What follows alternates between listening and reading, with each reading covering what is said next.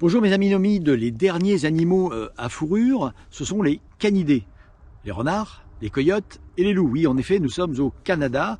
Et Michel, à toi la parole. Donc maintenant, on va passer peut-être au canidé. Donc le renard. Donc tout le monde connaît le renard, un animal extraordinaire. Donc c'est bien rusé, puis c'est vrai que c'est rusé, pas à peu près. Ça chasse énormément donc de mulots, de souris à l'année. Le problème, c'est que dès que ça bouge à part d'une poule ou autre chose, c'est la peine de mort. Mais des fois, peut-être que pour les remercier, on pourrait les dédommager avec une poule, parce que le travail que ça fait en un an, c'est phénoménal. Il a des capteurs pour les souris. C'est-à-dire que les souris, là, sont sous la neige. Mais le renard, quand il passe sur la neige, lui, il est capable donc de localiser donc une souris. À ce moment-là, il va sauter donc la gueule dans la neige et il sort la souris. Et c'est la même chose dans les grandes herbes. Donc le renard, il marche dans les grandes herbes. D'un seul coup, il vient de détecter une souris. De nouveau, il va la localiser et puis il va faire un bond par-dessus. C'est très agile. Il faut voir les bonds que ça fait. C'est invraisemblable. On peut même pas s'imaginer les bonds que ça peut faire. Et là, il saute par-dessus l'herbe et il va atterrir sur la souris. Donc un animal fort sympathique. Donc, mais la fourrure aussi. Donc les gens, ils pourront apprendre. J'en ai relâché un il n'y a pas longtemps. On m'a demandé d'en attraper un vivant. Donc, sans le piéger, sans lui faire de mal. Fait que j'ai réussi à l'attraper. Mais ça fait peu de temps, ça fait 2 jours. Et puis je l'ai relâché. Donc, j'ai pris des photos chez moi pour le relâcher. Après, à Sainte-Béatrix, tous les gens m'appelaient parce qu'ils avaient un renard dans leur cour. Mais je savais d'où il venait, c'était le mien. Quand tu appelles un renard vivant, je me suis basé sur ce qu'on fait en France ici, ça se fait pas du tout. Donc, là, je prends une cage. Donc, moi, quand on m'a demandé ça, là, c'était un peu un casse-tête, mais j'ai pris 2 cages. Je suis passé chez un de mes amis récupérer une poule. Mais j'ai pas de poule chez moi. Pas celle-ci. Ça fait que là, j'ai mis une poule dans une cage. Je suis arrivé chez Hydro-Québec. Donc, je leur ai demandé où est-ce qu'ils voyaient le plus le renard. Donc, c'était là. Donc, j'ai posé la cage avec la poule. La poule, elle avait à manger, elle avait de l'eau, elle avait tout. Et puis, à côté, j'ai mis une cage avec rien dedans. Mais je l'ai collé sur la cage. Ça fait que j'ai fait ça pour le premier jour. Il y avait 4 personnes qui étaient là, ils voulaient voir ce que je faisais. Et puis j'ai fait ça. Donc je suis parti, je leur ai dit appelez-moi quand le renard va être dedans. Le lendemain, je n'ai pas eu d'appel. Fait que c'est moi qui ai appelé. Puis j'ai demandé si le renard était dedans. Et là, ils m'ont répondu non, mais il tourne autour. Alors je leur dis c'est bon signe. S'il tourne autour, c'est parce que il veut rentrer dedans. Bon, donc on va attendre. Le lendemain, c'est eux qui m'ont appelé. Ils m'ont dit le renard est dedans. J'ai dit OK. Donc, je saute de mon véhicule, je vais à Laval. Et puis, quand j'arrive, bon, ben, tout le monde était là, ma poule, donc mon renard. Là, au début, c'était 4, mais là, ils étaient 2. Donc, gars d'Hydro-Québec à m'ouvrir la porte.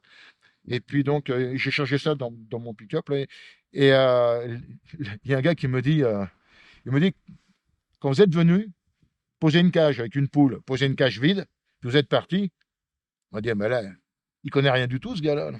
Putain, mais ça marchera pas, là. Comment est-ce que le renard il va rentrer dans une cage vide? Ça se peut pas, là. Mais oui, parce que comme les cages, elles sont collées, donc le renard, au bout d'un moment, il y a une ouverture. Ça fait que lui, il pense que la poule, peut-être qu'elle est rentrée par là, mais que lui, il va aussi rentrer par là pour essayer d'atteindre la poule. C'est juste ça l'idée. Donc vous faites ça. En France, ça se fait beaucoup, ça. Avec là, j'avais pompé l'idée là-bas. Et ici, là, quand je raconte ça donc, à mes collègues québécois, ils n'en viennent pas, là. Tout le monde me dit, ouais, mais c'était un renard suicidaire, il n'avait rien compris. Non, non, non, non, non. En France, c'est pas tous suicidaires, mais on attrape beaucoup donc, avec ça. Voilà. Donc après, donc, on a des coyotes. Le coyote, lui, il s'apparente. Donc là, c'est 2 robes complètement différentes. Donc ça s'apparente donc au loup. Donc des fois, les gens vont dire, ah, c'est un loup. J'ai des grandes photos avec un beau coyote. Tout le monde pense que c'est un loup, c'est normal. On peut tous se tromper à ce niveau-là, même les trappeurs. Donc, le coyote, lui, il vit en agroforestier. Avec lui, on va pas le trouver dans les grandes forêts comme ici. Il va être beaucoup plus proche des fermes. Donc, c'est un opportuniste. Il va essayer de se nourrir avec l'aide des humains. D'accord? Donc, où est-ce que vous avez de l'élevage de poulets, de volailles, etc. Donc, les gens vont jeter la mortalité tous les jours, parce qu'il y en a, c'est des batteries de 6 000, 20 000, etc. Donc, tous les jours, il y a de la mortalité. Et on va jeter ça au fond du jardin. Et puis, les jardins, ils sont grands ici, ça va. Et puis, donc, ça va nourrir les coyotes. Donc, les coyotes vont se nourrir de ça. Donc, des fois, il peut y en avoir des quantités. Évidemment, quand il y en a trop, le propriétaire, il peut vous appeler là pour vous demander de réguler tout ça aussi. Bon, là, je vais vous montrer un loup. Mais C'est énorme. En poids, ça excède rarement 50 kilos. Là. Donc ça peut faire plus que 50 kilos, mais c'est rare. De toute façon, il n'y a pas un poil de gras sur un loup. C'est que du muscle au complet. Là. Les loups, la même chose. Donc, ça vit en famille, en meute. Ici, dans l'est du Canada, ça excède rarement une dizaine d'individus. C'est une dizaine d'individus, c'est déjà beaucoup. Puisque dans l'ouest canadien, donc mettons Colombie-Britannique, en Alberta, il peut y avoir des meutes d'une trentaine d'individus. Donc, les territoires de loups, parce que donc c'est très territorial, donc c'est simplement les alphas, donc la femelle dominante et le mâle dominant, donc qui vont délimiter les territoires. Donc pour ce faire, ben, comme les chiens, etc.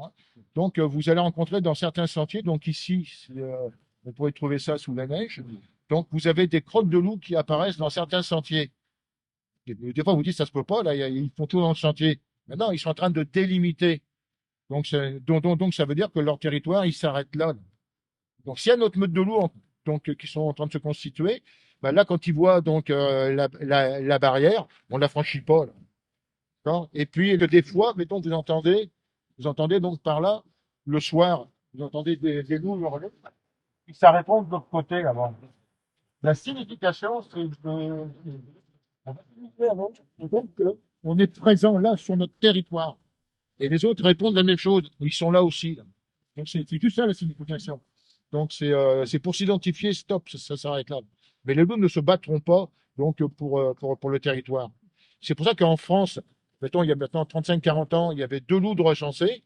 Donc maintenant, on a allègrement passé les 400. J'ai toujours 400 parce que j'ai arrêté à 400. Mais avant, ils étaient juste dans les massifs montagneux. Maintenant, ils sont en plaine. Là, ça se comprend facilement, là. Je veux dire, chaque meute fait son territoire. Donc ils superposent pas. Donc, pourquoi est-ce qu'en France, on veut avoir du loup? Là, je la comprends pas, celle-là. Qu'on en est dans les massifs montagneux, oui, pourquoi pas. Mais à ce moment-là, donc, la même chose, qu'on délimite, que ça n'aille pas n'importe où. Donc, les éleveurs de moutons sont pas très contents avec ça. Mais avant, quand il y avait des loups, ils faisaient leur travail, ils avaient des chiens. Tandis que là, donc, on monte tout ça dans le pâturage, puis on s'en va. Ça fait que s'il y a des loups dans le coin, c'est sûr qu'on va aller au plus simple. À la place de courir après un cerf ou après un sanglier, c'est plus facile de courir après des moutons. Nous, on ferait pareil. Tout le monde aime le gigot, de toute façon. Un loup, ça a une peur ancestrale de l'homme. Tous les chiens descendent des loups. Donc, la question, c'est l'animal le plus difficile à piéger, c'est le loup. Parce que si, mettons, je laisse de l'odeur sur le site, c'est sûr que lui, il passe là, il sait très bien que je lui ai pas mis un cadeau, là. Donc, et la même chose pour les traces de chaussures. Donc, si, mettons, si je suis en 4 roues avec une chenille, avec une motoneige, ça les dérange pas. Ils vont marcher. Mais si, mettons, je m'arrête, ce qui s'est arrivé, donc je m'arrête, je descends de la motoneige pour aller à une boîte, de retirer la marque. À ce moment-là, j'ai laissé des traces. Quand je reviens la fois d'après, les loups, évidemment, c'est pas idiot. Donc, ils vont marcher dans ma trace de motoneige. C'est plus facile à marcher.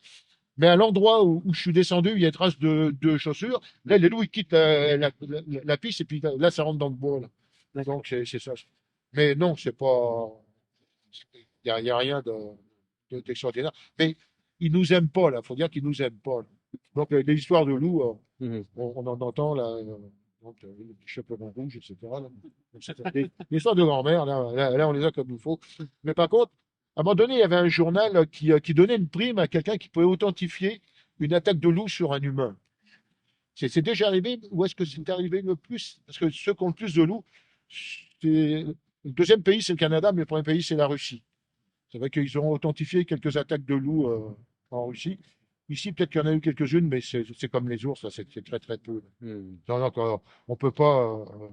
Puis, moi, quand j'étais sur mon terrain, des fois, je croisais des gens. Et puis, les gens me disaient, vous êtes armés. Mais je dis, pourquoi je serais armé? Pour les animaux?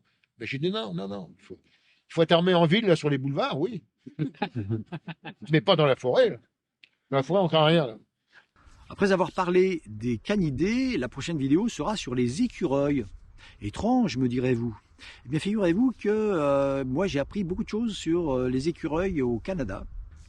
À la semaine prochaine. Ciao!